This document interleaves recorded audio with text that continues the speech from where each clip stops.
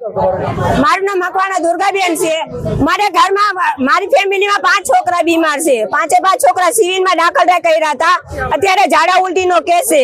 આ કેટલા દિવસથી અમારા પાણી ગંદુ આવે છે। બોર શીખે અમારા ઘરમાં બોર છે, બોરમાંય ગંદુ પાણી આવે, સંડાસનું પાણી આવે। તો અમારે આ બીમારીથી અમે થાકી ગયા છે। તો અમારે શું કરવાનું?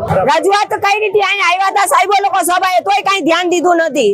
અત્યારે હાલાકી બહુ જ ખરાબ છે। અત્યારે પાણી વગર અમારે હાલે એમ નથી, તો અમારે પાણી વગર શું કરવાનું? હું રાજકોટ વોર્ડ નંબર 13 ની પૂર્વ કોર્પોરેટર જાગૃતિબેન ડાંગર। જ્યારે હું એક પૂર્વ કોર્પોરેટર હોય ત્યારે આ વિસ્તારના લોકો મારાથી ખૂબ વાકેફ હોય અને એને મને રજૂઆત કરેલી બેને આજે અમને પાણી નથી આપ્યું।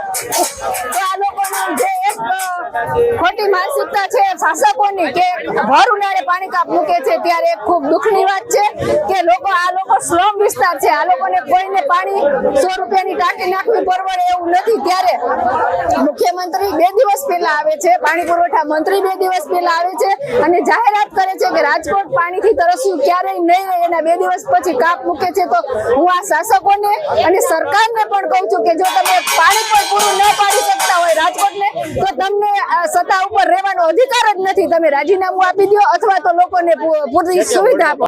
આજે મારા વોર્ડ નંબર 13 ની અંદર પાણી કાપ આપવામાં આવ્યું।